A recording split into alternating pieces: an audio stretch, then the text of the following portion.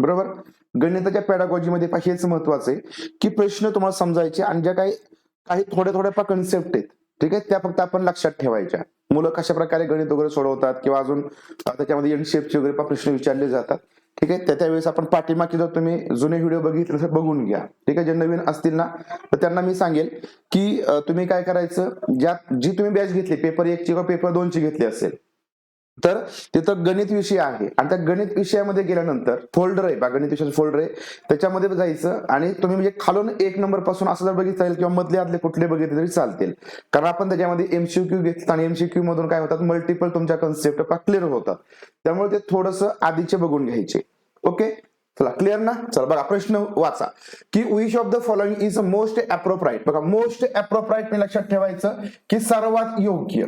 तर हे तुम्हाला हे शब्द लक्षात ठेवायचे की आपण प्रश्नामध्ये नेमकं काय दिले. इथे एक शब्द येतो पहा मोस्ट अप्रोप्राइट आणि दुसरा एक निगेटिव्ह येतो पण लिस्ट अप्रोप्राइट. ठीक आहे, मोस्ट म्हणजे पहा सर्वात जास्त आणि जर समजा तिथं असेल पहा लिस्ट तर याला म्हणायचं पहा कमी. कमी महत्वाचा कोणता, जास्त महत्वाचा कोणता आणि कमी महत्वाचा कोणता, याच्याकडे आपण लक्ष ठेवायचं. For including open ended question in mathematical class. आता ओपन एंडेड क्वेश्चन आपल्या सगळ्यांना कन्सेप्ट क्लिअर आहे. बघा तुम्हाला मी म्हटलं होतं ओपन एंडेड क्वेश्चन तुम्हाला ईव्हीएस मध्ये विचारला जाईल, तुम्हाला विज्ञान मध्ये विचारला जाईल, तुम्हाला सामाजिक शास्त्रामध्ये सगळीकडे तुम्हाला ओपन एंडेड क्वेश्चन हा दिसणार. सीडीपी मध्ये पण दिसेल. इथं आला बघा गणिती कक्षा में मुक्त सिर वाले, बरोबर मुक्त म्हणजे ओपन एंडेड क्वेश्चन समकालीन समाकलित करने के लिए निम्नलिखित में से क्या सबसे अधिक उपयुक्त होगा. समाकलित करणे म्हणजे पहा इन्क्लूड करणं किंवा त्याचा समावेश करणं. बरोबर. बघा इन प्रश्नों को की एक दूसरे से नकल करना आसान नहीं है. म्हणजे या प्रश्नांची आपण एक दुसऱ्यांनी या ठिकाणी काय करणं, नकल करणं, कॉपी करणं काय पहा या ठिकाणी चुकीचं आहे. बरोबर. त्यानंतर यह प्रश्न विद्यार्थियों में आलोचनात्मक चिंतन का विकसित करता है. म्हणजे लक्षात ठेवा की क्रिटिकल थिंकिंग तुमची डेव्हलप होते. इन प्रश्नों के उत्तर पुस्तक में नहीं होते. या प्रश्नांचे उत्तर पुस्तकात नसतात. इन प्रश्नों को हल करने में समय अधिक लगता है. तर सगळ्यात तुमचा उपयुक्त कोणता येणार, तर हे जे प्रश्न असतात या प्रश्नांच्या माध्यमातून विद्यार्थ्यांची क्रिटिकल थिंकिंग विकसित होते. आता लक्षात घ्या ओपन एंडेड जो क्वेश्चन असतो ना तर याच्यामध्ये कायम लक्षात ठेवायचं मुलं ही द्विमार्गी विचार करतात, बहुमार्गी विचार करतात, एकमार्गी विचार करत नाहीत. एकमार्गी विचार म्हणजे क्लोज एंडेड आला. एकमार्गी विचार म्हणजे ज्याचं फक्त एकच उत्तर असेल, सगळ्या वर्गाला प्रश्न विचारला तर त्याचं उत्तर एकच असणार, तो तुमचा क्लोज एंडेड झाला. आणि सगळ्या विद्यार्थ्यांना म्हणजे विचार पण एकच असेल. परंतु जर समजा ओपन एंडेड क्वेश्चन असेल तर प्रत्येक मुलाची उत्तरं देण्याची ही पद्धत वेगळी असेल. उत्तर तुमचं एक असेल परंतु या ठिकाणी विचार मात्र हे वेगवेगळे असू शकतात. म्हणजे मी तुम्हाला बघा काल विचारलं होतं आपल्या मराठीचं सेशन हिंदीचं सेशन झाला तर बऱ्याच जणांनी त्या वेगळा घटक ओळखा याच्यामध्ये बऱ्याच जणांनी वेगळं लॉजिक लावलं. हे महत्वाचं असतं की तुम्ही ओपन एंडेड मधून काय करता, मुलांना वेगवेगळ्या कन्सेप्ट समजतात. अरे हा विचार कसा केला असेल, हे गणित कसं त्यांनी सोप्या मार्गाने सोडवलं, गणितामध्ये हेच महत्वाचं आहे. बरोबर. म्हणून या ठिकाणी आलोचनात्मक चिंतन क्रिटिकल थिंकिंग विकसित होण्यासाठी तुमचं ओपन एंडेड क्वेश्चन या ठिकाणी आयएमपी असतो. समजला. चला आता हा प्रश्न व्यवस्थित फक्त वाचा. ओके. कधी कधी मोठे मोठे गुगल्या टाकल्या जातात त्यावेळेस फक्त घाबरायचं नाही. ठीक आहे, सोपं आहे, फक्त बघून घ्या. फक्त काय क्वेश्चन है. प्राथमिक कक्षा के एक गणित के शिक्षक ने अपने विद्यार्थियों को निम्नलिखित समस्या हल करने को दी. आता वर्गामध्ये काय केलंय, एक आपल्याला काय केलंय, एक गणित सोडवायला दिलंय. काय केलंय, 616 विद्यार्थियों के स्कूल के लिए 28 विद्यार्थी वाली कितनी कक्षाओं की आवश्यकता होगी. आता 616 हे एकूण विद्यार्थी, एकूण विद्यार्थी किती 616 आहेत आणि एका वर्गामध्ये 28 विद्यार्थी घ्यायचे. एका वर्गामध्ये वर्गात किती घ्यायचे, 28. बरोबर ना, एका वर्गात 28 घ्यायचे. बरोबर. तर मग आता या 616 विद्यार्थ्यांना जर एका वर्गात 28 विद्यार्थी बसवायचे असतील तर किती वर्गांची आवश्यकता असेल. बरोबर का. हा प्रश्न इथे विचारलाय. आता मग काय केलं, विद्यार्थ्यांनी ही जी काय समस्या हा जो प्रॉब्लेम आहे तो अशा प्रकारे सोडवला. एक वर्ग एक कक्षा बरोबर काय केलं, 28 केलं. नंतर काय केलं त्यांनी बघा 10 वजा 280, 10 वजा 280 केलं. नंतर किती झालं हे 280 280 किती झाले 560 झाले. बरोबर. 280 280 झाले 560. म्हणजे थोडक्यात आपण इथं करूया 280 अधिक 280 560 झाले. नंतर बघा त्याने काय केलं, 2 केलं म्हणजे 56. बरोबर ना, 2 वजा नाही म्हणजे 56 केलं. म्हणजे 2 वर्गासाठी किती मुलं 56 किंवा 56 साठी 2 वर्ग लागतील. म्हणजे याच्यामध्ये आपण काय करू अजून 56 मिळवूया. बरोबर. 280 280 56 किती होतील पहा 616 होतील. आता बघा मग त्याने काय केलं नंतर हे 10 बरोबर 280 साठी 10 वर्ग लागले, ह्या 280 साठी 10 वर्ग लागले बरोबर, हे 20 वर्ग झाले आणि परत ह्या 56 साठी 2 वर्ग लागले म्हणजे 10 10 10 22 झाले, म्हणजे किती एकूण 22 वर्गांची गरज आहे. असं या ठिकाणी काय केलं त्याने गणित सोडून टाकलं. बघा समझून गए व्यवस्थित, गाय गडबड करू नका. आता बघा निम्नलिखित में से विद्यार्थी द्वारा उपयोग की गई कलन विधि के लिए कौन सा सबसे उपयुक्त है. आता कलन विधी म्हणजे काय हे सांगतो. कलन विधी म्हणजे आपल्याला माहिती आहे, आपण इथं काय म्हणतो त्याला क्रिया म्हणजे क्रिया म्हणतो ना, बरोबर ना. कलन विधी बघा इथं बघा, one of the student solve the problem in the following way, which of the following appropriate for the algorithm used by the student. Algorithm म्हणा किंवा त्याने जी काही प्रक्रिया केली बरोबर ना, गुणाकार असेल काही असेल, जी काही क्रिया केली तर त्याला आपण अल्गोरिदम म्हणतो. मग कलन विधी यापैकी कोणती आहे, सगळ्यात उपयुक्त यापैकी काय आहे, की त्याने नेमकी इथं कोणती मेथड वापरली, बेरीज वापरली, वजाबाकी वापरली, गुणाकार केलाय किंवा भागाकार केलाय. बघा पहिला म्हटलंय विद्यार्थी ने समस्या हल करने के लिए योग पर विभाजन के वितरण नियम का उपयोग केला. म्हणजे काय केलं त्यांनी योग पर, ठीक आहे, योग म्हणजे काय बेरीज. The students has used distributive law of division across addition to solve the problem. म्हणजे बेरजेचा या ठिकाणी उपयोग करून त्याने विभाजनाचे जे वितरणाचे नियम आहेत ते इथं लावले. बघा वितरण आपण बघतो ना, ए अधिक बी, नंतर तुमचा आपण काय करतो वितरण करतो, ए अधिक बी त्याचा वर्ग असेल बरोबर, चा वर्ग असेल, हे असं आपण त्या ठिकाणी करतो, तुमच्या लक्षात आलं असेल. असं या ठिकाणी केलंय का बघा. नंतर विद्यार्थी समस्या हल करने के लिए विभाजन के वितरण और सहचार्य दोनों नियमों का उपयोग केला. म्हणजे विभाजनाचं वितरण पण सुद्धा केलं आणि जे सहचार्य दोनोंचे नियम आहेत ते सुद्धा इथं वापरले. नंतर विद्यार्थी समस्या हल करने के लिए एक गलत कलन विधी का उपयोग किया. आता या ठिकाणी बघा वेगळं काय चुकीचं केलंय का, तिने चुकीचं केलेलं नाही, ठीक आहे, चुकीचं नाही केलं. म्हणून लक्षात ठेवा तिसरं आपलं लगेच काट मारून टाकू. विद्यार्थी समस्या हल करने के लिए योग पर विभाजन के सहचार्य नियम का उपयोग किया. योग पर म्हणजे काय केली, बेरजेवरती जे काय आपलं डिवायजेशन असेल, जो काही आपण काय डिस्ट्रीब्युशन लॉ आहे तर तो इथं वापरला आणि सहचार्य नियमाचा सुद्धा उपयोग केला. बरोबर. आता तुम्हाला मी थोडक्यात सांगतो सहचार्य नियम काय आहे, तर थोडक्यात इथं आपण समजून घ्या. बघा त्या मुलाने काय केलं, या ठिकाणी भाग योग म्हणजे याचं विभाजन केलं. त्यांनी 616 ला काय केलं बघा, 616 त्यांनी विभाजन केलं. 280 280 56 म्हणजे याच्यामध्ये त्यांनी काय केलं, विभाजित केलं 280 280 56. आता बघा कारण त्याला माहिती की जर 616 पण भाग द्यायचा असेल तर थोडंसं अवघड जाईल. मग 280 अधिक 280 केलं आणि याला आपण काय केलं, समजायला 28 ने जर भाग दिला तर याचे 10 वर्ग होतील, याचे 10 वर्ग होईल. याला जर 2 ने भाग दिला की ह्याचे म्हणजे 28 ने ह्याला भाग दिला त्याचे 2 वर्ग होतील. म्हणजे इथं त्याने बघा अशा प्रकारे हा डिव्हायजनचा काय केला, डिव्हिजन म्हणजे काय केला, डिवायडेशनचा डिस्ट्रीब्युशन लॉ बरोबर ना, विस्तार केला इथं. आणि मग त्याच्यामुळे त्याला काय झालं, एकदम सोपं झालं. तर हा लक्षात घ्या बघा, ए अधिक बी अधिक सी बरोबर ना, भागिले डी. तर केलं बघा ए वजा ए भागिले डी, बी भागिले डी आणि सी भागिले डी. तर हा झाला पहा डिस्ट्रीब्युशन लॉ, हा काय झाला पहा डिस्ट्रीब्युशन लॉ. आणि मग त्याच्यामुळे त्याने काय केलं, अशा प्रकारे हे गणित पटकन सोडवलं. आता इथं सहचार्याचा उपयोग झालाय का, तो बघा.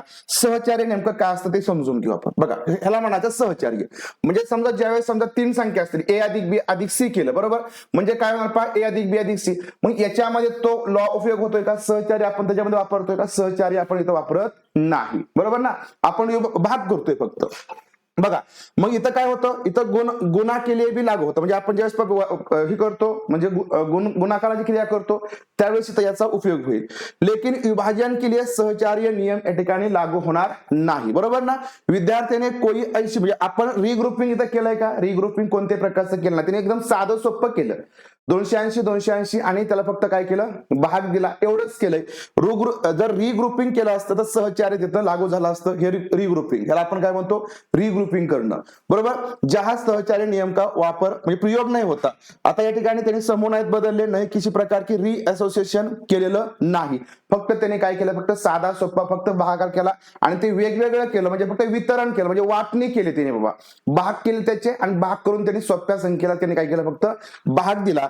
ज्याच्यामुळे त्याला ते वर्ग जे आहेत ते एकदम व्यवस्थित मिळाले. मग बघा आपल्याला सहचार्याचा उपयोग इथं दिसतोय बरोबर. अजून कुठं, हा दुसऱ्यामध्ये बघा काय म्हटलंय, हा इथं सुद्धा बघा सहचार्याचा उपयोग केलाय. मग हे येणार नाही, तुमचं फक्त आणि फक्त एक येईल. कळालं का, समजलं का सांगा, का डोक्यावर गेलं सगळं. साधं सोपं कन्सेप्ट या ठिकाणी लक्षात घ्या की तुम्हाला मी एक सांगतो की 1ली ते 5वीचा वर्ग आहे बरोबर ना, 1ली ते 5वीसाठी हा समजा प्रश्न आला तर मुलांना सहचार्याचा नियम इथं लागू होईल का नाही, तर तुमचा तो पुढे येणार कुठं, तर तुम्ही ज्यावेळेस 6वी 7वी 8वी जाणार त्यावेळेस तुमचा तो बीजगणितामध्ये तो सहचार्याचे नियम लावणं बरोबर ना. मग या वर्गासाठी तो लागूच होत नाही, साधं सोपं लक्षात ठेवायचं बरोबर की नाही, की ज्या वर्गासाठी तो प्रश्न विचारलाय ना त्या वर्गासाठी ती कन्सेप्ट आहे का, फक्त हे आपल्याला माहिती पाहिजे. इथं फक्त आपण विभाजन करू शकतो कारण 4थी 5वीचा वर्ग आहे, विभाजन आपण करू शकतो, भागाकार करू शकतो, परंतु सहचार्य लावायचं असेल तर तुम्हाला 6वी पासून पुढे जावं लागेल बीजगणित. म्हणून हे कायम लक्षात ठेवायचं. आता मी तुम्हाला ती कन्सेप्ट सांगितली कारण इथं आपले 6वी ते 8वीचे पण बरेच जण आहेत म्हणून तुम्हाला मी सांगितलं, परंतु हे साधं सोपं लक्षात ठेवायचं की सहचार्य याच्यामध्ये येणारच नाही बरोबर.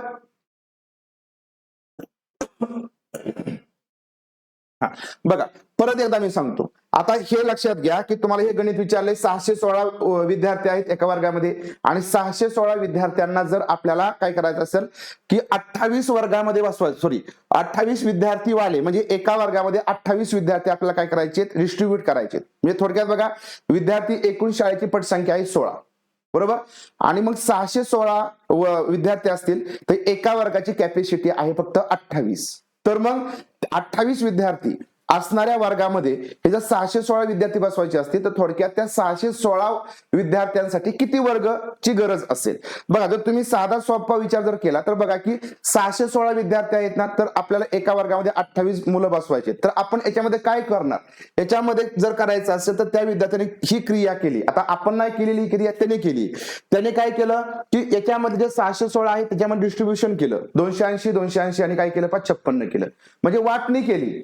इथं सहचार्य नाही केलं, म्हणजे समजा 280 सोबत 56 घेतलाय का इथं नाही, किंवा ह्या 280 सोबत 56 घेतलाय का नाही. म्हणजे सहचार्य म्हणजे काय की आपण त्याच्यामध्ये रिग्रुपिंग करणार बरोबर ना, म्हणजे ए चा बी, बी चा सी, म्हणजे ए बरोबर एकदा बी घेणार, बी बरोबर सी घेणार, परत ए सोबत सी घेणार बरोबर ना, किंवा ए आणि बी, म्हणजे असं आपण रिग्रुपिंग करतो. इथं रिग्रुपिंग केलंय का, सहचार्य म्हणजे काय करणं, रिग्रुपिंग करणं. इथं रिग्रुपिंग झालेलं नाही, इथं साधं सरळ झालं तर हे पार्ट डिस्ट्रीब्युशन झालं बरोबर आहे, योग म्हणजे बेरीजचं डिस्ट्रीब्युशन झालं. आणि नंतर काय केलं 28 विद्यार्थी आपल्याला पाहिजे ना, म्हणून काय केलं 280 ला 28 ने भागलं, म्हणजे 280 ला 28 ने भागलं की 280 मुलांसाठी 10 वर्ग लागतील, ह्या 280 10 वर्ग लागतील आणि ह्या 56 साठी 2 वर्ग लागतील, म्हणजे एकूण वर्ग किती लागतील 22 लागतील. मग हे त्याने कसं काढलं तर हे फक्त साधं सोपं आपल्याला विचारलेलं आहे बरोबर काय. मग बघा पहिल्यामध्ये काय म्हटलं, विद्यार्थी समस्या हल करने के लिए योग पर विभाजन के वितरण नियम का उपयोग किया, म्हणजे बेरजेवरती काय केलं जे वितरणाचे नियम आहेत आपण वाटणी करतो की नाही, म्हणजे समजा या मुलाला 4 त्या मुलाला 4 या मुलाला 4, म्हणजे एक तर समान वाटणी करू किंवा त्या समान भागामध्ये वाटणी करू. इथं समान भागामध्ये वाटणी केली बरोबर ना, समान भाग केले, इथं समान भागामध्ये वाटणी केली म्हणजे त्यांना जर समजा आपण 28 ने भागलं त्याचा समान भाग आला पाहिजे, इथं समानच भाग येतो, इथं 10 येतील तर 10 येतील बरोबर. म्हणजे काय केलं योग पर विभाजनाचा नियम इथं काय केला त्याने लागू केला. जर इथं सहचार्य बघा, इथं सहचार्य म्हटलंय, सहचार्य म्हटलं की तुम्हाला मग इथं हा जो काय याच्यामध्ये जोडावा लागला असता किंवा याचे पण रिग्रुपिंग करावं लागलं असतं.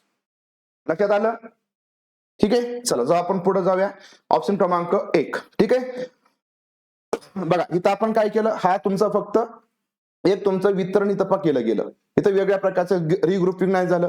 सहचार्यामध्ये बघा अशा प्रकारचं रिग्रुपिंग होतं, म्हणजे इथं ए अधिक बी याचा ग्रुप झाला, नंतर आपण काय केला बी आणि सी चा इथं ग्रुप केला. असा ग्रुप तिथं लागू होतोय का, तर ग्रुप कोणत्या प्रकारचा लागू इथं होत नाही. लक्षात आलं, म्हणजे जर तो आपण परत या ठिकाणी बदलला असेल तर त्या ग्रुप सोबत दुसरा एक ग्रुप घेऊन आलो तर बरोबर ना, म्हणून इथं हा होत नाही. ठीक आहे, चला ही कन्सेप्ट बघा, कन्सेप्ट हीच कन्सेप्ट आहे, तुम्हाला ही कन्सेप्ट वेगळ्या प्रकारे विचारली जाते तेवढं स्वतः लक्षात ठेवा.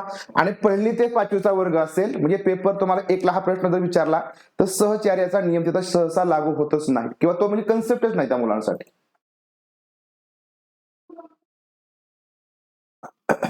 चला, which of the following statements is not true with respect to the concept of fraction.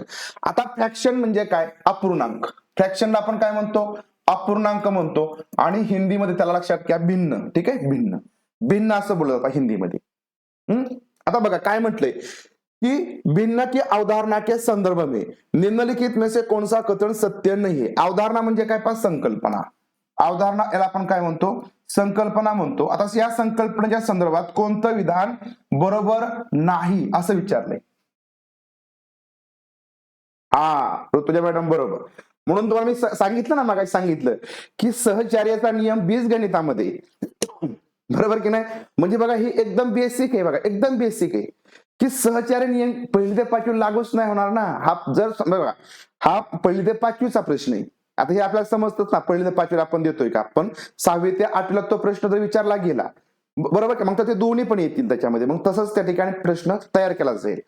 फक्त पहिली ते पाचवीला जर हा प्रश्न विचारला गेला तर लक्षात ठेवायचं की बेसिक सहचार्य नियम पहिली ते पाचवीला नाही, म्हणून जिथं सहचार्य येईल तिथं तुम्ही काट मारायची. बरोबर की नाही. जास्त काय विचार करायचा आहे का, अजिबात विचार नाही करायचा. बघा आता बघा, भिन्न एक भिन्न का गणितीय चिन्ह नोटेशन, चिन्ह म्हणजे नोटेशन, एक विभाजन समस्या को निरूपित करने के लिए किया जा सकता है. म्हणजे जी काही डिव्हिजनचा प्रॉब्लेम आहे तो सांगण्यासाठीच फक्त त्याचा उपयोग केला जाईल का, विभाजनाचा उपयोग. नंतर बघा इथे काय म्हटलं बघा, समजून घ्या. एक भिन्न का गणितीय चिन्ह, भिन्नचा गणितीय चिन्ह आपण काय करतो तर 1/2 असेल, 4/5 असेल, बरोबर ना. तर त्याचं विभाजन समस्या म्हणजे जे काही भागाकाराचं गणित आहे तर त्याच्यासाठी त्याचा उपयोग होऊ शकतो. नंतर यह एक समान वस्तू वाले समूह के भाग को निरूपित करता है. म्हणजे काय, एक समान वस्तू असतील तर त्याच्या समूहाचे जर भाग करायचे असतील तर त्याच्यासाठी हे उपयोगी असतात. समानच वस्तू म्हटलंय. एक भिन्न का गणितीय चिन्ह एक अनुपात के रूप में निरूपित किया जा सकता है. म्हणजे एक भिन्न जे गणितीय चिन्ह आहे तर त्याचा एक अनुपात के रूप में, म्हणजे एक काय प्रमाणिक, आपण काय म्हणतो अनुपात म्हणजे preposition. Fraction can B represent as a ratio. म्हणजे या ठिकाणी रेशिओच्याच याच्यामध्ये आपण काय करण्याचा उपयोग करणार. एक पूर्ण का वह भाग निरूपित करता है जो की एक से बडा हो. सांगा कोणतं तुमचं करेक्ट येईल. मी तुम्हाला काय म्हटलंय की लक्षात घ्या, इथं काय म्हटलंय की तुमचे जे काय पाच चिन्ह आहे, भिन्न जे चिन्ह आहे बरोबर ना, अपूर्णांकाचं चिन्ह आहे ते फक्त भागाकार या ठिकाणी उपयोग केलं जातं असं आहे का, तर नाही. आपण त्याच्यामध्ये पण उपयोग करतोय, भागाकारासाठी जे उपयोग केला जाईल असं, तर भाग दाखवण्यासाठी पण आपण ते उपयोग करतो बरोबर ना. भाग दाखवायचे असतील, एखाद्या वस्तूचे भाग दाखवायचे असतील त्यासाठी पण आपण काय करतो, उपयोग करतो. म्हणून या ठिकाणी हे तुमचं पहिलं बरोबर नाही येणार. इथं म्हटलंय एक समान वस्तू वाले समूह के भाग कोण, बघा एकाच एक समान वस्तू असतील, एक समान वस्तू असतील म्हणजे समजा 10 वस्तू 10 10 10, तर यांचेच भाग दाखवण्यासाठी आपण ते चिन्ह वापरतो. असमान वस्तू असेल तरी पण आपण ते वापरतो ना, असमान जरी वस्तू असेल तरी आपण त्याच्यासाठी वापरू शकतो बरोबर. एखादी वस्तू त्याचे आपण काय करणार, तुकडे करणार बरोबर की नाही, तुकडे करून सुद्धा आपण वापरतो. म्हणजे समान भाग म्हणजे ग्रुप असेल समान वस्तूंचा, समजा 10 गोटे असतील, नंतर इकडे आपण म्हणतो 20 गोटे असतील, मग 15 गोटे असतील, मग त्याला कसं दाखवायचं, तर ते आपण दाखवतोच की 15 गोटे असेल तरी पण आपण ते अपूर्णांकामध्ये दाखवतो. म्हणजे असमान वस्तू असतील त्यासाठी सुद्धा आपण ते वापरणार आहे. म्हणून दुसरं तुमचं काय येईल, पाच चुकीचंच येईल बरोबर की नाही. असमान वस्तूंसाठी सुद्धा आपण ते वापरणार आहोत, म्हणून या ठिकाणी काय येईल, दुसरं चुकीचं येईल. नंतर एक भिन्न का गणितीय चिन्ह एक अनुपात के रूप में निरूपित किया जा सकता है. आता काय म्हटलंय बघा की a mathematical notation of a fraction can be represented as a ratio. फक्त रेशिओच्या संदर्भात ते आपण तो वापरतो का, फक्त एक रेशिओ वापरतो का, की it represents a part of whole which is greater than 1. म्हणजे हा आपण एका भागासाठी दाखवतो की जो एकापेक्षा कसा असेल, मोठा असेल. म्हणजे यह एक पूर्ण का वह भाग निरूपित करता है, वो एक पूर्ण का वह भाग निरूपित करता है जो कि एक से बड़ा हो. काय असेल, हा रेशिओ काय आहे, माध्यमिकला आहे ना. पण इथं आपल्याला विचारलं की भिन्नची ज्या अवधारणा आहे त्याच्या संदर्भात सत्य कोणता नाही. ठीक आहे, एक मिनिट आपल्याला सत्य नाही विचारलंय ना. हा सत्य नाही विचारलं आपल्याला सत्य नाही विचारलंय. आपण चुकीचं काढत बसलोय, चुकीचं नाही पहा, इथं सत्य नाही विचारलंय ना. बघा हे आपण वापरणार बरोबर आहे, तुमचं हे नाही बघा, इथं हे चुकीचं आहे बघा. यह एक पूर्ण का वह भाग निरूपित करता है जो कि एक से बडा हो.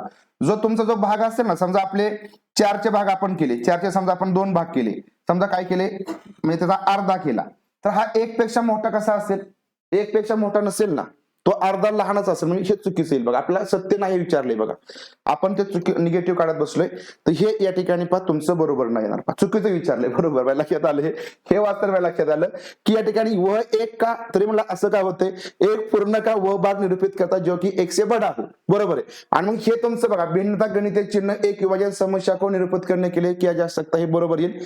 यह एक समान वस्तू वाले समूह के भाग को निरूपित करता, हे बरोबर येईल पहा. ठीक आहे, आणि एक भिन्न का गणितीय चिन्ह एक अनुपात पण सुद्धा हे करेक्ट येईल बरोबर आहे. तुमचं चौथं या ठिकाणी पहा चुकीचं येईल बघा. नाही, हे वापरणार ना आपण. एक भिन्न का गणितीय चिन्ह नोटेशन एक अनुपात के रूप में निरूपित केलं आहे, म्हणजे आपण तो एक काय करू शकतो, अनुपात. नाही नाही, ती कन्सेप्ट आपल्याला चिन्ह कशासाठी वापरलं ते फक्त विचारलेलं आहे ना, म्हणून हे आपण अनुपात म्हणजे काय करतो, गुणोत्तर प्रमाणामध्ये पण ते वापरतोच की आपण, वापरतो ना आपण ते. म्हणून इथं फक्त बघा हे चुकीचं आहे, आपलं चुकीचं विचारलं होतं, आपण बरोबर सोबत चाललो. बघा हे गोंधळ होतं बरं का, आपल्या परीक्षेमध्ये हा गोंधळ होतो, त्यामुळे लक्षात ठेवायचं. चुकीचं विचारलं का बरोबर विचारलं हे मात्र आपण लक्षात ठेवा. बरोबर बरोबर मॅडम, बरोबर. चौथं या ठिकाणी येईल तुमचं चुकीचं. यह एक पूर्ण का वह भाग निरूपित करता जो की एक से बडा हो, म्हणजे तो एक पेक्षा बडा नसणारच आहे ना, कारण त्याचे आपण जर भाग करत असो तर ते एक पेक्षा कधी पण कसे असतील, लहानच असतील. बरोबर बरोबर, एकाच दोन. चौथा तुमचा चुकीचा येईल पा. बरोबर, it represents a part of whole which is greater than one, तो कधीच एकापेक्षा मोठा नसणार आहे. अनुपात म्हणजे निगेटिव्ह वाटलं ना, हा नाही.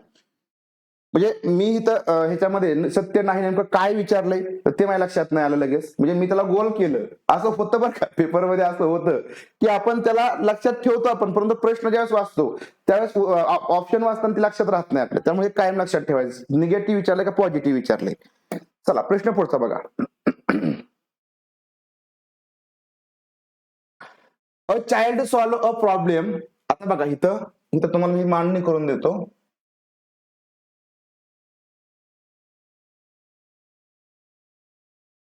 बघा आता ही अशा प्रकारचं उदाहरण आहे. ठीक आहे, what is the most appropriate inference drawn from the solution. आता हे जे काय पद्धतीने गणित केलंय 1/2 अधिक 1/3 बरोबर 2/5. ठीक आहे, मग याच्यावरनं खालीलपैकी कोणता निष्कर्ष काढला जाऊ शकतो, उपयुक्त. ठीक आहे, इस हल से सबसे उपयुक्त क्या निष्कर्ष निकाला जा सकता है, सगळ्यात उपयुक्त निष्कर्ष कोणता काढला जाईल.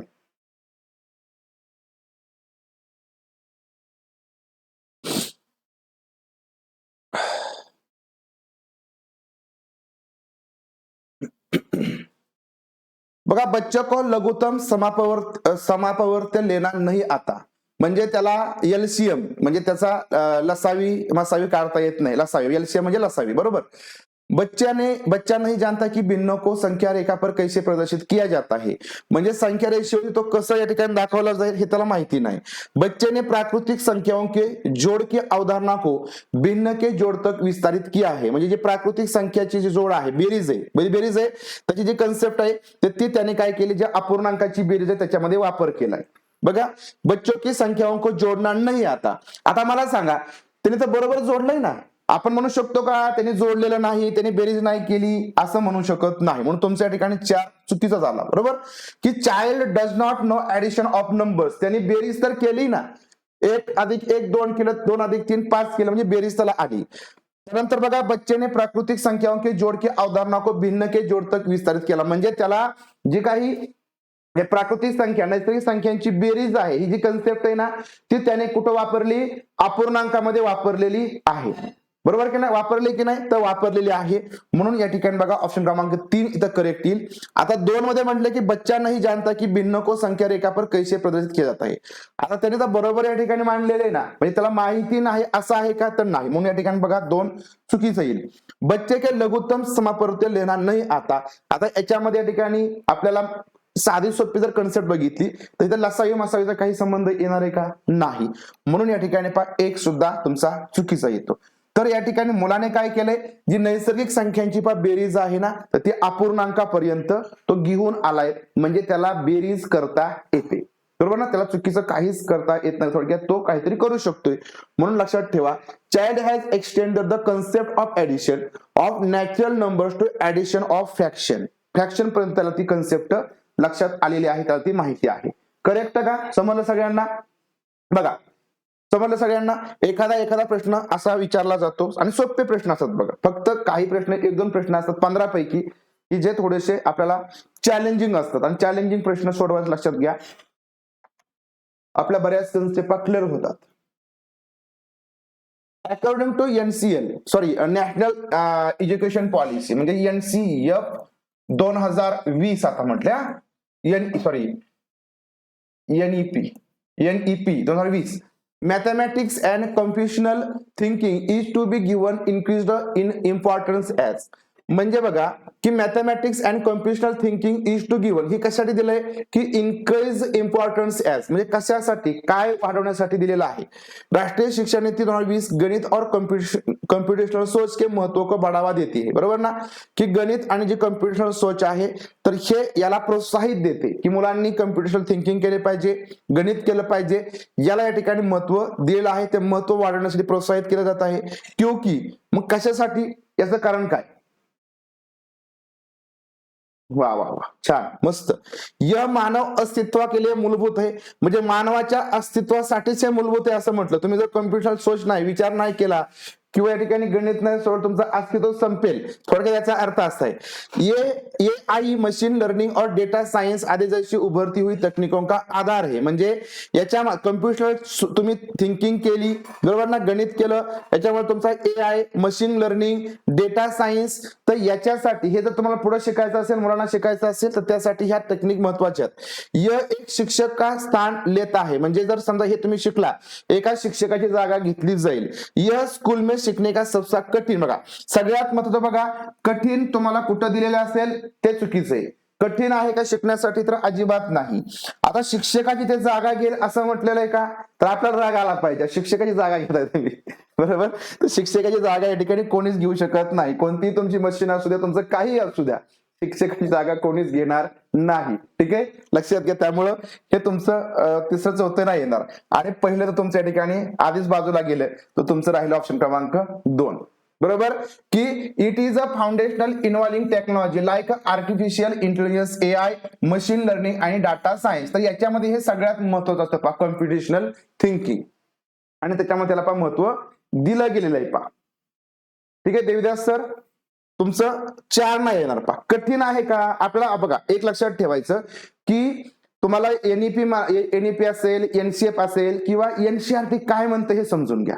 बघा तुम्हाला मी सांगतो थोडक्यात की गणित हे मुलांनी स्वतःच्या दैनंदिन जीवनाशी निगडीत करावं. बघा, दैनंदिन जीवनाशी निगडीत करावं. शिक्षकांनी सुद्धा विद्यार्थ्याच्या दैनंदिन जीवनाशी निगडीत करून व्यावहारिक तिथून गणित शिकवावं. गणित शिकवत असताना ते सोपं करून शिकवावं. मुलांना पाठांतरासाठी तिथं आपल्याला कुठल्या प्रकारचं प्रोत्साहन द्यायचं नाही. कन्सेप्ट या ठिकाणी मुलांच्या क्लिअर झाल्या पाहिजे, यासाठी मुलांना शिकवायचं. तर अशा प्रकारे NCF 2005 सांगतं, बरोबर. म्हणून या ठिकाणी अवघड तुम्हाला ज्या ठिकाणी शब्द येईल, ज्या ठिकाणी कन्फ्युजन वाढवणारे काही गोष्टी असतील, तर त्या तुम्हाला त्या प्रश्नाचं उत्तर द्यायचं नाही. प्रश्न तुमचा निगेटिव्ह असेल तर इथं बढ़ावा दिला जातोय, म्हणजे हे तुमचा प्रश्न पॉझिटिव्ह आहे. प्रश्न कसा आहे तुमचा, पॉझिटिव्ह आहे. ओके, चला समजलं. ऑप्शन क्रमांक 2 काय येईल ते. चला प्रश्न पुढचा बघा, प्रश्न क्रमांक 6.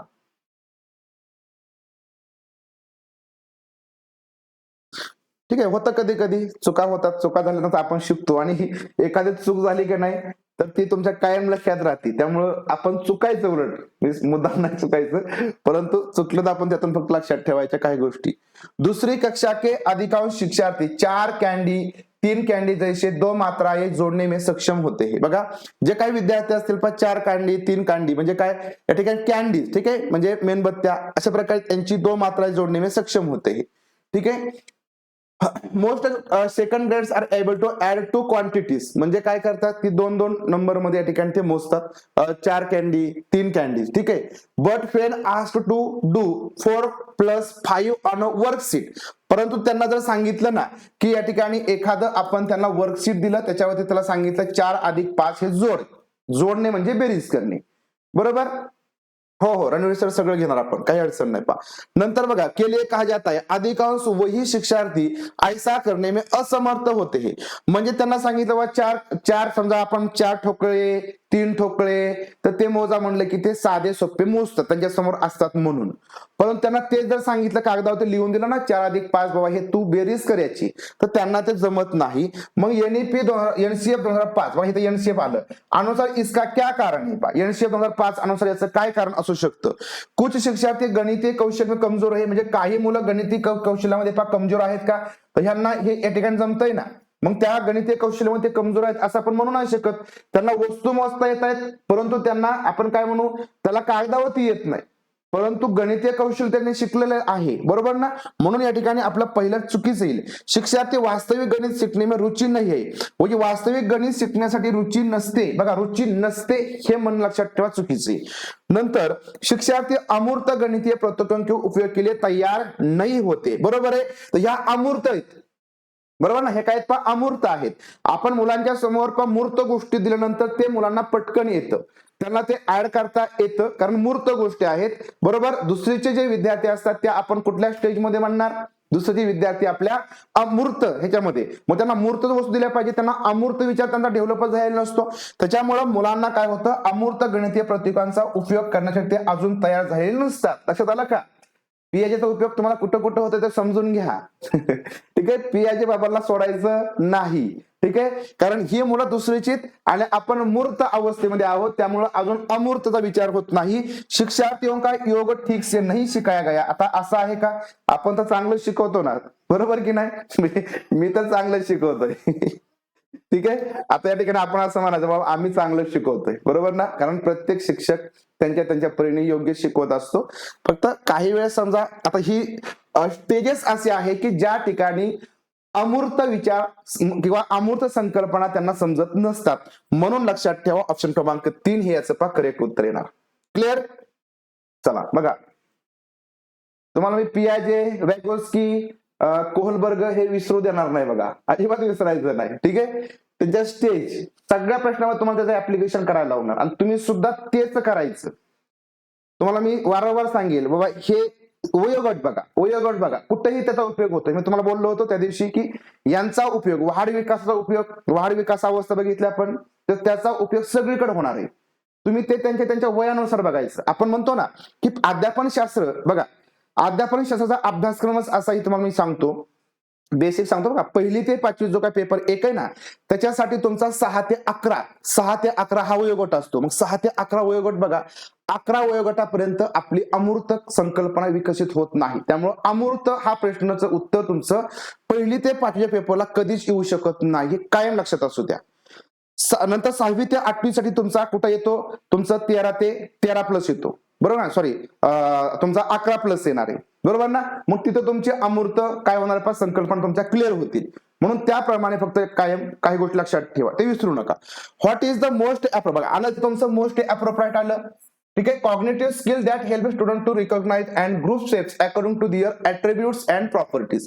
सबसे उपयुक्त संज्ञानात्मक कौशल्य क्या है जो विद्यार्थियों की विशेषताओं और गुणों के अनुसार आकृतियों को पहचानने और उनका समूह बनने में मदत करता है. म्हणजे खाली ज्या आकृतीच्या विशेषता असतील, गुणधर्म असतील, बरोबर ना, वैशिष्ट्य असतील, गुण असतील, त्याच्या अनुसार ज्या आकृत्या असतील त्यांना त्या ओळखता येतात, बरोबर. गुण, विशेषता, बरोबर, वैशिष्ट्य आपण म्हणूया त्याला. तर त्याच्या अनुसार त्यांना त्याची ओळख होते, काय होते, ओळख होते, आणि त्या ओळखीवरती आधारित ते वेगळा त्यांचा ग्रुप बनवतात. काय येईल याच्यामध्ये, क्रमबद्धता, संरक्षण, अपघटन की वर्गीकरण. बघा आपण काय करतो, आकृत्या या ठिकाणी समजा आपण काय केलं, त्रिकोण काढला, या ठिकाणी हा चौरस काढला. ठीक आहे, या ठिकाणी समजा अशा प्रकारचा मी एक चौरस काढला, या ठिकाणी समजा अशा प्रकारचा एक काय हा त्रिकोणच आहे, बरोबर. या ठिकाणी समजा मी अशा प्रकारचा एक गोल काढला. ठीक आहे, हा अशा प्रकारचा एक मी आयत काढला. आता या ठिकाणी लक्षात घ्या की मुलांना समान वैशिष्ट्य ओळखता येतील ना, की अरे ह्याला 3 रेषा म्हणजे 3 बाजू आहेत, इथं 3 बाजू आहेत, याला 4 बाजू आहेत, 4 बाजू आहेत, बरोबर ना. म्हणून आपण याच्यामध्ये ह्याला चौकोन म्हणू शकतो आणि याला त्रिकोण म्हणू शकतो, किंवा 3 बाजू आहेत, बरोबर, 3 बाजू 3 कोण असेल तर त्रिकोण. म्हणजे तुमचे समान वैशिष्ट्य ओळखता येतील, बरोबर, त्याचे गुण ओळखता येतील, आणि त्याच्या अनुसार मग आपण हे एका गटामध्ये टाकणार आणि हे आपण एका गटामध्ये टाकणार. तिथून पुढे मग ते बाकीचं आयत, चौरस वगैरे त्या गोष्टी वेगवेगळ्या येतील, आपण अजून खोलामध्ये घेऊ. परंतु यांना हे चौकोनच आपण म्हणणार ना, की 4 कोण आले की चौकोन, बरोबर. म्हणून या ठिकाणी तुम्हाला वर्गीकरण करता येते. वर्गीकरण म्हणजे या ठिकाणी वेगवेगळं, कारण कन्सेप्ट ज्यावेळेस तुमची डेव्हलप होत असते संकल्पना, त्यावेळेस तुम्हाला सगळ्यात महत्वाचं दिसणं, दृश्यमान होणं गरजेचं आहे. नंतर तुम्हाला त्याच्यामधला फरक समजला पाहिजे, साम्यभेद समजला पाहिजे, आणि नंतर तुम्ही त्याचं वर्गीकरण करता. वर्गीकरण केल्यानं तुमची जी संकल्पना आहे तर तुमची तिथं तुम्ही मांडता, बरोबर ना, की बाबा हा संकल्पना तुम्ही डेव्हलप झाली, आता हा झाला तुमचा त्रिकोण. त्या त्रिकोणाला तुम्ही नाव देता, म्हणजे शेवटची स्टेज तुम्ही त्याला नाव दिलं. म्हणजे लक्षात घ्या की वर्गीकरण आधी करता आलं पाहिजे, तर हे तुम्ही वर्गीकरणाचा आधार आहे पहा.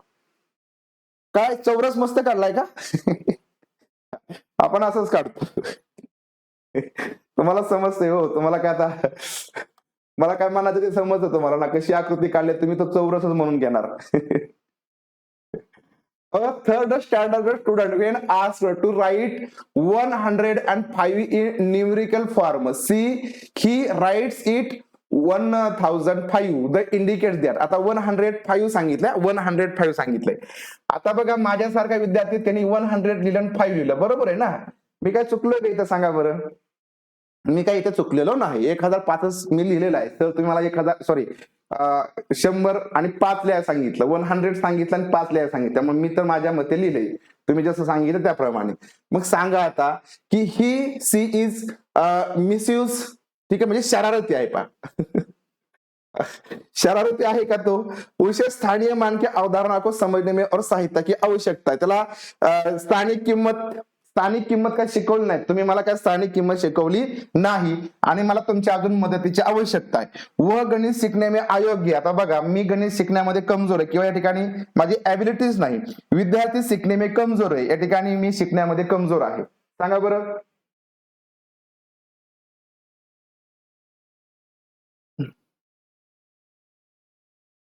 आगळे वेगळे एक्झाम्पल द्या असं म्हणताय तुम्ही. मग सांगा बरं, ऑप्शन क्रमांक 2 आला की नाही करेक्ट, की त्याला फक्त इथं स्थानिक किंमत माहिती नाही. मग स्थानिक बघा, स्थानिक किमतीवरती भरपूर सारे प्रश्न विचारले जातात. स्थानिक किंमत जर तुमचा लक्षात येत नसेल मुलांना, तर आपण मुलांना एकत्र गट्टे वगैरे करणं, नोटांचा उपयोग करून त्यांना ते दाखवावं लागतं. तर हे मग अशा प्रकारचे प्रश्न विचारले, एकदम बेसिक प्रश्न असतात, फक्त आपल्याला ते लक्षात आलं पाहिजे किंवा इथं काय नेमकं तो शरारती आहे म्हणून आहे का? नाही. त्याला शिकण्यामध्ये तो अयोग्य आहे का? आपण कुठल्याच मुलाला म्हणू शकत नाही की तो गणित शिकू शकत नाही, शिकू शकणार. आणि या ठिकाणी तो शिकण्यामध्ये कमजोर आहे का? नाही ना, त्यांनी मानलं ना, त्यांनी 100 मानलं आणि 5 मानलं ना, तुम्ही जसा बोलला तसं मानलंय त्यांनी. 105 मानलंय की नाही? म्हणून तो शिकण्यामध्ये कमजोर आहे का? नाही, तो शिकलेला आहे. फक्त त्याला स्थानीय मान म्हणजे त्याला स्थानिक किंमत ही जी काय कन्सेप्ट आहे ना ती माहिती नाही. स्थानीय मान म्हणजे लक्षात आलं, स्थानिक किंमत. क्लिअर? चला प्रश्न क्रमांक 9. Which of the following is the most effective way to introduce the concept of area to 4th grade? आता बघा, वर्ग आहे 4थीचा, आणि 4थीच्या वर्गासाठी आपल्याला जे क्षेत्रफळ आहे ना, तर हे क्षेत्रफळ काय कन्सेप्ट शिकवायचंय. तो 4थी कक्षा के बच्चों को क्षेत्र की अवधारणा से परिचित करने का सबसे प्रभावी तरीका कौन सा है? सबसे प्रभावी लक्षात ठेवायचं. मी तुम्हाला सांगितलंय सगळ्यात योग्य म्हटलं ना, चारही तुम्हाला योग्यच वाटतील, परंतु त्याच्यात सगळ्यात महत्वाचा, सगळ्यात बेटर कोणता आहे तो आपल्याला काढायचा असतो बाजूला. हा, फक्त पॉझिटिव्ह विचार करा, निगेटिव्ह विचार करू नका. मुलाला शिकणारच नाही असं कधीच म्हणायचं नाही. मुलगा काहीही करू शकतो, ठीक आहे. अगदी त्याला 10वी मध्ये 35% मार्क मिळाले ना, तो कधी IAS होईल हे कोणी सांगू शकत नाही, बरोबर. मूल काहीही करू शकतं, शिकण्याची क्षमता नसते असं अजिबात आपण म्हणू शकत नाही. कमी जास्त मार्क मिळाले म्हणून असं काय नसतं, ठीक आहे. कन्सेप्ट एखादा समजून घेणार याची बघा 35% कितीतरी IAS आहेत की नाही. 4थी कक्षा के बच्चों को क्षेत्र की अवधारणा से परिचित करने का सबसे प्रभावी तरीका गिनतारा. गिनतारा काय असते? सूत्र आधारित विधी, सन्निकटन म्हणजे अप्रॉक्सिमेशन आणि एस्टिमेशन की टेसेलेशन, ठीक आहे. टेसेलेशन म्हणजे टायलिंग. सांगा आता क्षेत्रफळ शिकवायचं आपला, विचार करा बघा. क्षेत्रफळ सूत्रावरती आधारित करायचंय का? वर्ग आपला बघा ना, वर्ग आहे 4थीचा, 4थीच्या मुलांना लगेच क्षेत्रफळ आपण त्यांना सूत्र सांगायचं का? पाया गुणिले उंची, कारण आयताचं क्षेत्रफळ सांगणार का आपण? आपल्याला त्याची ती कन्सेप्ट सांगायची ना, आपल्याला त्याला उत्तर नाही काढायला शिकवायचं.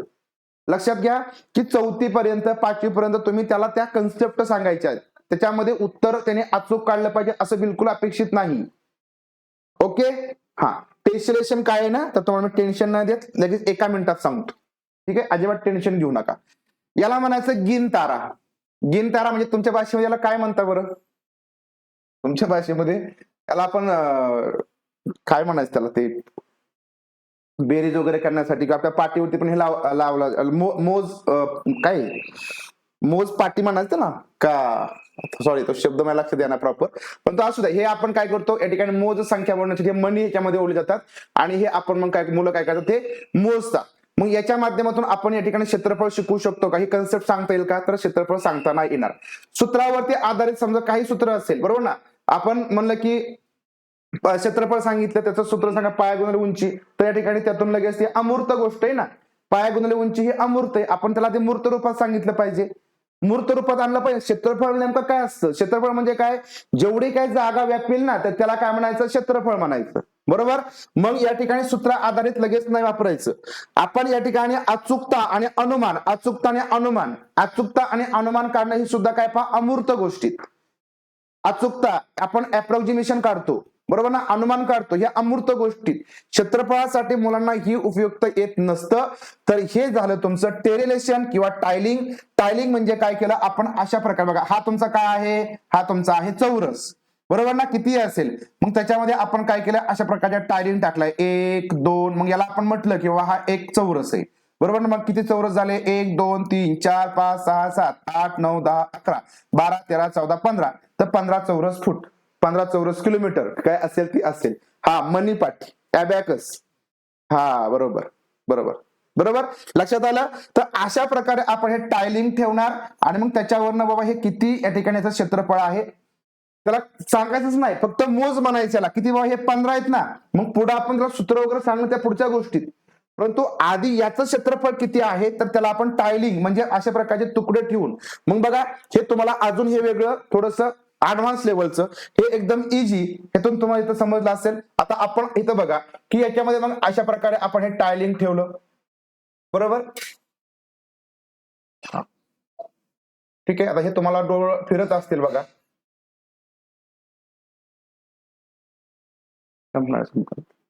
ठीक आहे, लक्षात आलं का?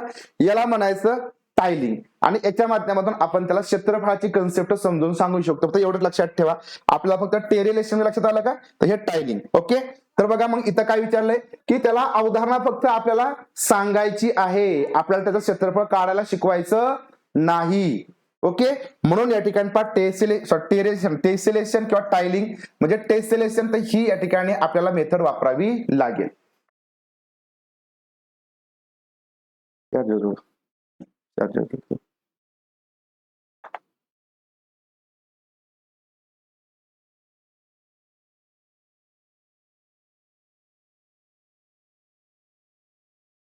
ओके, क्लिअर का? समजलं सगळ्यांना? सांगा बरं, अवघड आहे का काय? एक दोन प्रश्न देवाला सोडून द्यायचे, मी तुम्हाला सांगितलंय. ठीक आहे, परंतु तुमच्या मी त्या कन्सेप्ट एकदम क्लिअर करून घेणार, त्यामुळे त्याचं टेन्शन घेऊ नका. परंतु परीक्षेमध्ये फक्त सांगतो मी तुम्हाला पुढच्या गोष्टी सांगतो की त्यावेळेस काय करायचं. बघा प्रश्न पुढचा आहे, according to national curriculum framework 2005 mathematics teacher need to shift towards, नाही काहीतरी चुकलंय बरं का, राष्ट्रीय पाठ्यचर्या रूपरेखा 2005 के अनुसार गणित के शिक्षकों को इस और ध्यान केंद्रित करने की जरूरत है. पहा, shift, teachers need to shift towards, ठीक आहे, शिफ्ट टुवर्ड्स म्हणते, लक्ष या ठिकाणी कुठे केंद्रित करणं गरजेचं आहे. पहा, कोण म्हणतंय नाही समजलं? चला बघा, राष्ट्रीय पाठ्यचर्या रूपरेखा 2005 के अनुसार गणित के शिक्षकों को इस और ध्यान केंद्रित करने की जरूरत है. कुठे लक्ष केंद्रित करण्याची गरज आहे? संस्मरण गहन रूप से एल्गोरिदम को बढ़ावा देना, ठीक है, बघा प्रोमोटिंग मेमोराइजिंग,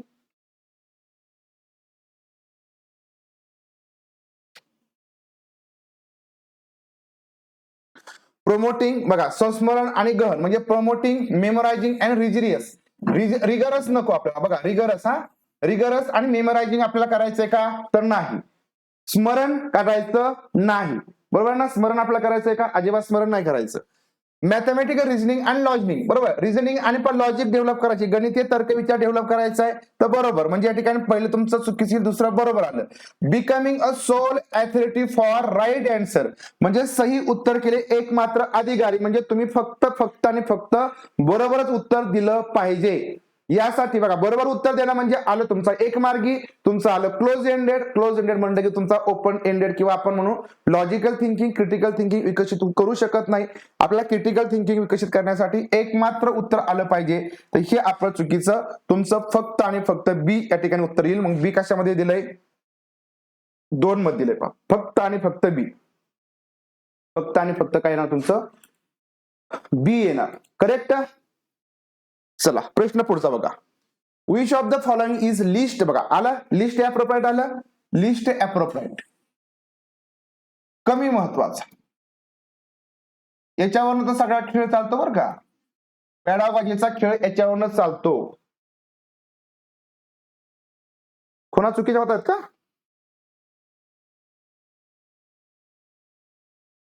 बरोबर ना? हे चुकीचं आहे ना, हे चुकीचं, हे चुकीचं, हे पहिलं तुमचं बरोबर येईल, हे पहिलं तुमचं बरोबर येईल आणि इथं तुमचं ऑप्शन क्रमांक 2 करेक्ट येणार. लक्षात आलं का? हे चुकीचं येणार ना, ए चुकीचं येईल, सी चुकीचं येईल, इथं ए चुकीचं, सी चुकीचं, बी तुमचं बरोबर, ऑप्शन क्रमांक फक्त केवळ 2 येईल. चला प्रश्न पडतो बघा. Which of the following is list appropriate about formative assessment in mathematics classroom. आता बघा फॉर्मेटिव्ह असेसमेंट, आता फॉर्मेटिव्ह असेसमेंट ही कन्सेप्ट तुम्हाला समजली, सगळीकडे तुम्हाला फॉर्मेटिव्ह असेसमेंट बघायला मिळणार, लक्षात ठेवा. त्यामुळे फॉर्मेटिव्ह असेसमेंटला आपला मित्र माना. फॉर्मेटिव्ह असेसमेंटला मित्र माना, तर तुम्हाला सगळीकडे बघायला मिळणार आहे, सगळ्या वर्गामध्ये, विषयांमध्ये. मग फॉर्मेटिव्ह असेसमेंट हे तुम्हाला वर्गामध्ये करायचं असेल, सगळ्यात कमी महत्वाचं काय असेल? ए चुकीचं कसं आहे, कोणतं रणवीर सर?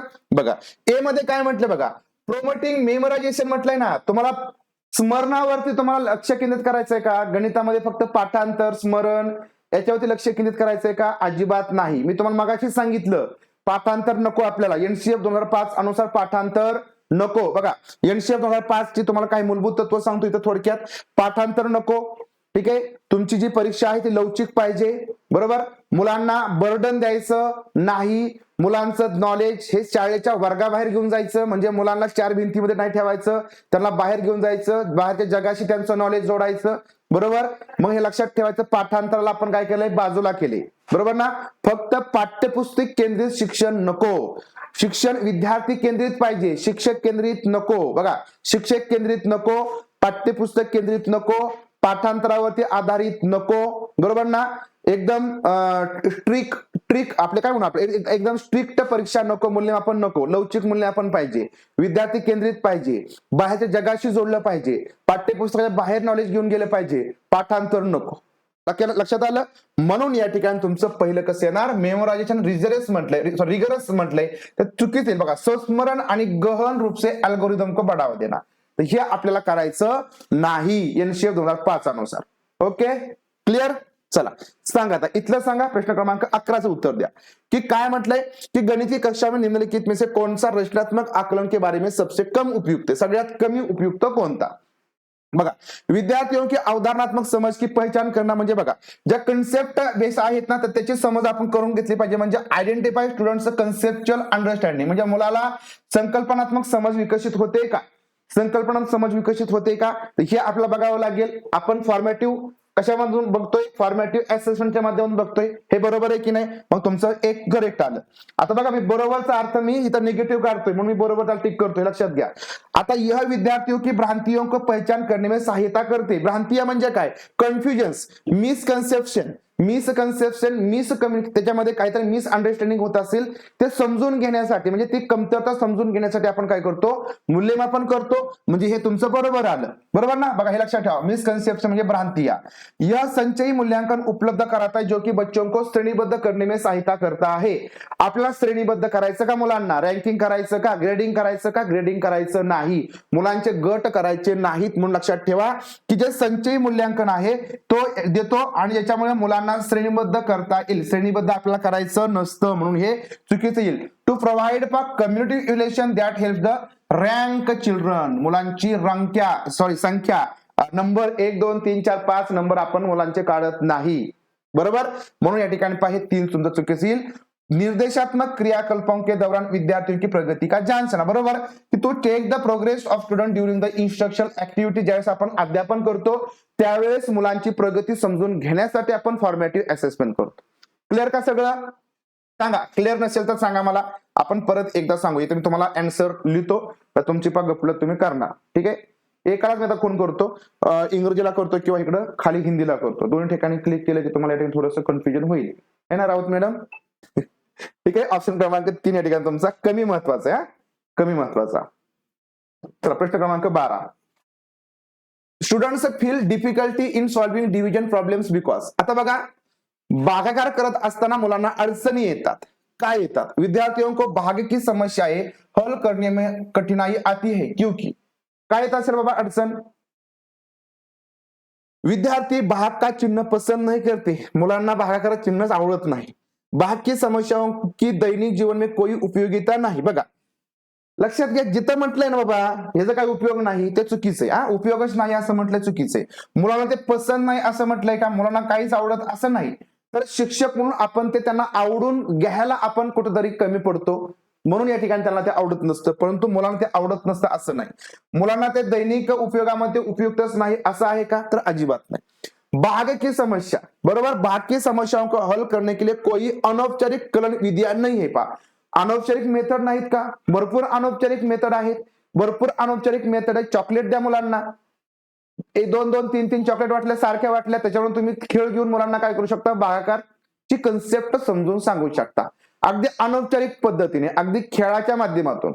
अगदी मुलं समजा आपण काय म्हटलं की मुलांना एखादा खेळ शिकवायचा, एखादा खेळ त्यांचा संघ करायला शिकवलं, त्याच्यामधून सुद्धा आपण मुलांना दोन दोन मुलं वाटून घे, एक एक मुलगा वाटून घे, हा सुद्धा एक भागाचा खेळ आहे. म्हणून अनौपचारिक पद्धतीने आपण शिकवत नाही असं या ठिकाणी म्हणतो आपण, ते कसं आहे? चुकीचं आहे. तर भागाकाराची समस्या हल करने के लिए आवश्यक है की विद्यार्थी जमा म्हणजे बेरीज, वजाबाकी आणि गुणाकार, बरोबर ना? भागाकार करण्यासाठी तुम्हाला बेरीज आली पाहिजे, वजाबाकी आली पाहिजे आणि गुणाकार करना अच्छी तरह से जान ले. म्हणून लक्षात ठेवायचं ऑप्शन क्रमांक 4. तर या जर गोष्टी येत नसतील, म्हणजे त्याला बेरीज येत नसेल, त्याला वजाबाकी येत नसेल, त्याला गुणाकार येत नसेल, तर साहजिकच त्याला भागाकार येणार नाही. क्लिअर का सगळ्यांचं? सांगा याबद्दल कोणाला काय अडचण आहे का? अडचण येणारच नाही. ठीक आहे, चला जाऊया पुढे आपण. प्रश्न क्रमांक 13. Which of the following statement are true with respect to data handling? ठीक है, डाटा हँडलिंग, आंकड़ों का प्रबंधन, आपण याला माहिती संग्रह, बरोबर ना? माहिती संग्रह म्हणतो ना, माहितीचं व्यवस्थीकरण, माहिती व्यवस्थीकरण. आपण मराठीमध्ये खूप जड शब्द पाहिजे. माहितीचं व्यवस्थीकरण. आपण डाटा हँडलिंग एकदम साधं सोपं वाटतं, बरोबर ना? डाटा हँडलिंग कोणचं असतं हे?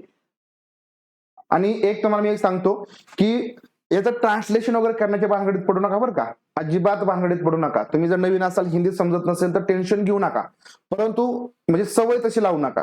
मी जसं सांगतोय तुम्हाला तसं तुम्ही पटपट आपण नैसर्गिक भाषेमध्ये फक्त समजून घेत चला. अगदी मराठी वाचताय तसं येत तुम्हाला येणार नाही, मी सांगतो, मला माहिती तुम्हाला येणार नाही, तुम्हाला 7 दिवस नाही येणार, 8 दिवस येणार नाही, परंतु ती सवय लावू नका की त्याचं ट्रान्सलेशन करायची. अजिबात सवय लावू नका. तुम्ही अगदी हिंदीमध्ये जसं मराठी वाचतो तसं वाचून तसं संदर्भासहित समजून घ्यायचा प्रयत्न करा. संदर्भासहित तुम्हाला याच्यातले बरेच शब्द माहिती, एक दोन शब्द माहिती नसतात, तर तुम्ही त्या इतर जे काय तुम्हाला माहिती असलेले शब्द आहेत ते त्यांच्या सहित त्याचा अर्थ काढा, परंतु ट्रान्सलेशन करण्याच्या भानगडीत अजिबात पडू नका.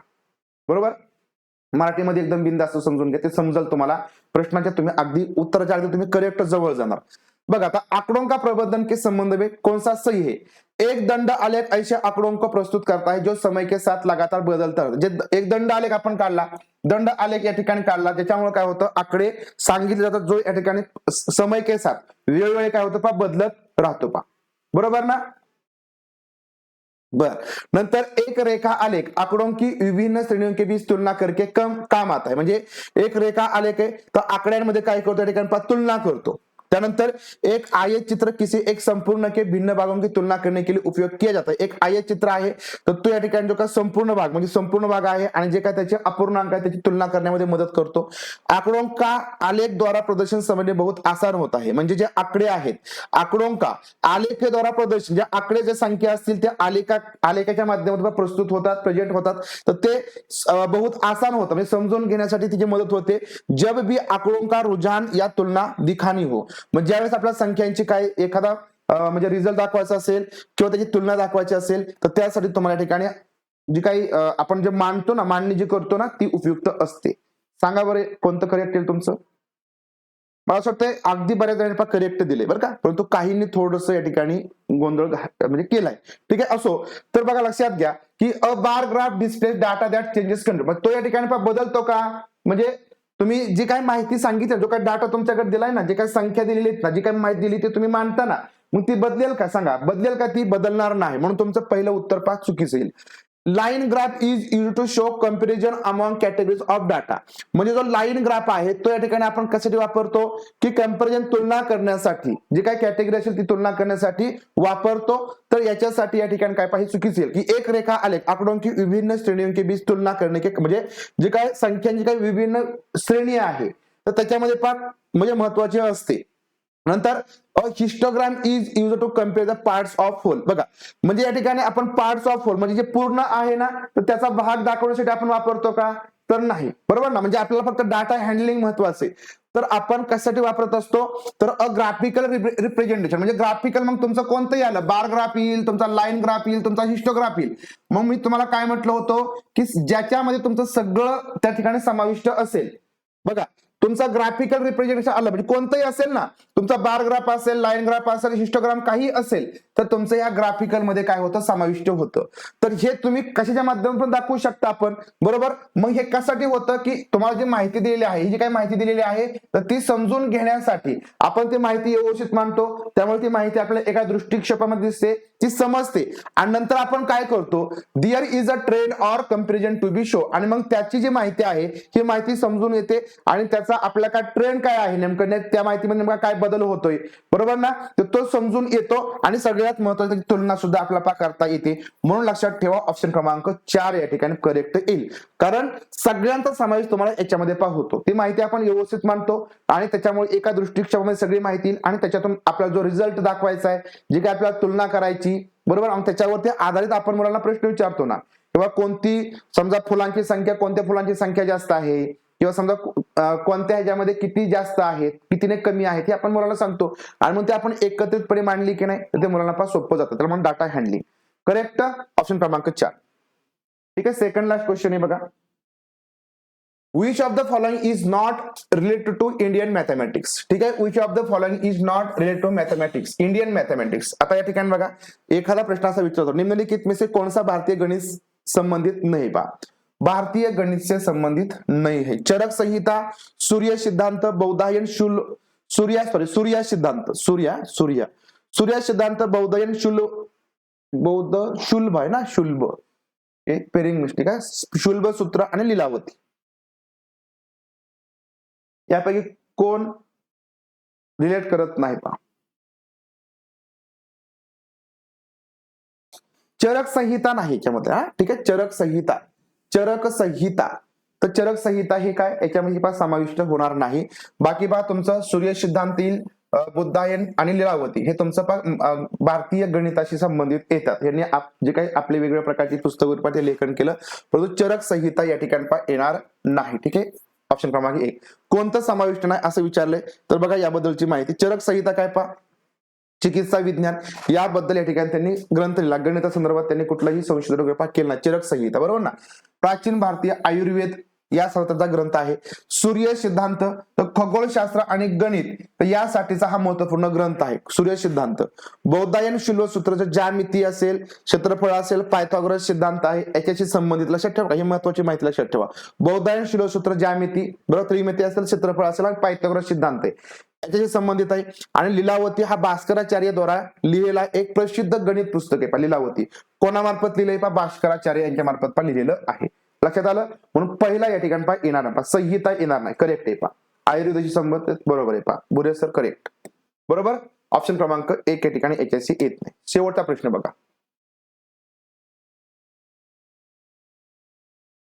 Jasmine said a rectangle has two pairs of opposite sides parallel. A square also has two pairs of opposite sides parallel, and so does a parallelogram. So both rectangle and square are also parallelograms. Jasmine is at that stage of Venn-Hill theory of geometrical thinking. आता बघा आपण Venn-Hill theory आपण बघितल्या पाठीमागं. आपला तो video बघा, आपण नंतर एकदा परत तो बघणार आहे. रेकॉर्डिंग व्हिडिओ आपण झालेला आहे आपला Venn-Hill थिअरी. यामध्ये म्हणजे बरेच काय आपण चॅप्टर बघितलं किंवा जे काही क्वेश्चन बघितले त्याच्यामध्ये तुम्ही सांगितलेले आहे. ठीक आहे. Venn-Hill theory. मग याच्यामध्ये तो कोणत्या स्टेजला आहे असं विचारले. की बघा एक आयत में विपरीत भुजा म्हणजे काय समोरासमोर ज्या काय 5 जोड्या असतात त्या समान असतात. जो एक वर्ग चौरस आहे त्याच्यामध्ये पण विपरीत भुजाओं के दो युग समांतर होते. बघा काय जे काय 2 जोड्या असतात त्या समान असतात. उसी प्रकार त्याच्याच अनुसार समानांतर चतुर्भुज में भी समान इसलिए आयत और वर्ग दोनों ही समांतर चतुर्भुज होगे. आणि त्याच्याच अनुसार जो काय पॅरलोग्राम आहे तो सुद्धा म्हणजे जो काय चौरस आहे आयत आहे त्याच्यानुसार तो सारखा असेल. आणि म्हणूनच या ठिकाणी आयत आणि जे दोन्ही वर्ग असेल वर्ग दोन्ही समानांतर चतुर्भुज होगे. ते कसे 5 समानांतर चतुर्भुज असणार आहेत. बरोबर म्हणजे बोथ रेक्टेंगल आणि स्क्वेअर आर पैरेललोग्राम्स. तर वेन हिले के सिद्धांत के ज्यामितीय चिंतन के डॅश स्तर पर है. मग तो विद्यार्थी वेन इलेच्या कोणत्या स्टेजवरती आहे. संबंधों की समज म्हणजे पण रिलेशन जोडलंय का, फॉर्मल डिडक्शन आहे, व्हिज्युअलायझेशन आहे की अनालिसिस आहे. बघा सोपं आहे. बघा याच्यामध्ये हे खूप सोपं आहे.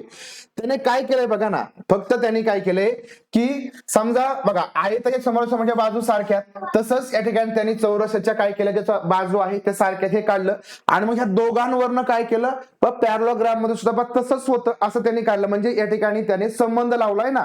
काय केलंय त्यांनी संबंध लावलाय म्हणजे तो फक्त आणि फक्त संबंधों की समज म्हणजे रिलेशनशिप या स्टेजवरती आहे. बरोबर का.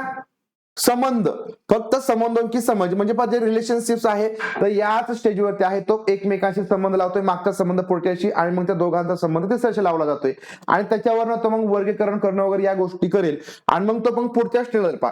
व्हिज्युअलायझेशन म्हणजे काय असतं बघा. फॉर्मल डिडक्शन काय असतं की या ठिकाणी तुम्ही शेवटी निष्कर्ष काढता म्हणजे ही तुमची शेवटची स्टेज असते. फॉर्मल डिडक्शन म्हणजे तो फॉर्म बघा इथं सुद्धा पियाजेचा सिद्धांत कामाला येतो.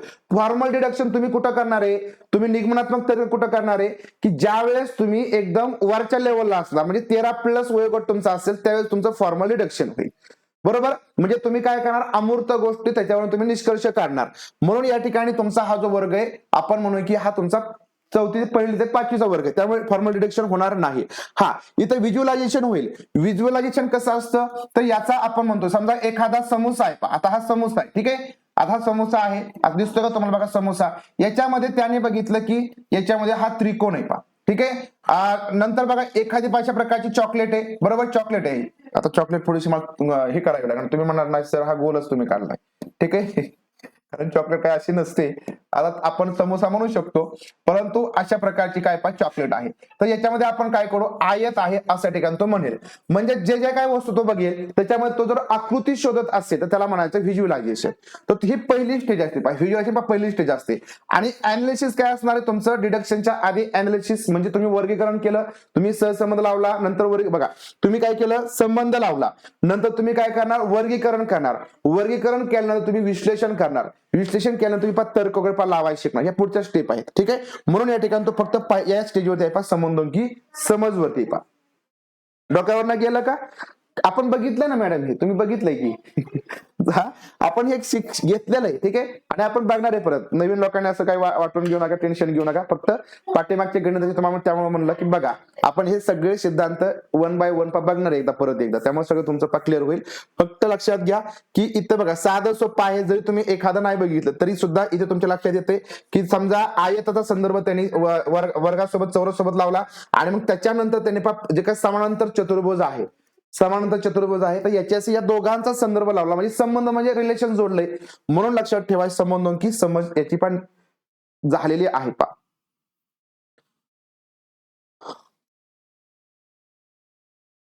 काय झालं आयत बाजूला त्रिकोण चॉकलेट मध्ये आयत आणि बाजूला त्रिकोण तयार झालं चॉकलेट बघा हा ठीक आहे चालेल. हा सर सकाळी आपला 7:30ला सेशन होतो ठीक आहे. आज आपला थोडासा उशिरा झाला. सांगा 15 पैकी स्कोर किती आला. आज थोडासा उशीर झाला. रात्री थोडस जरा ब्लड डोनेशन करायला गेलो होतो उशिरा आणि मग त्याच्यामुळं सकाळी थोडस आपण उशिरा घेतला. 7:30ला आपला रोज असतो 7:30ला आणि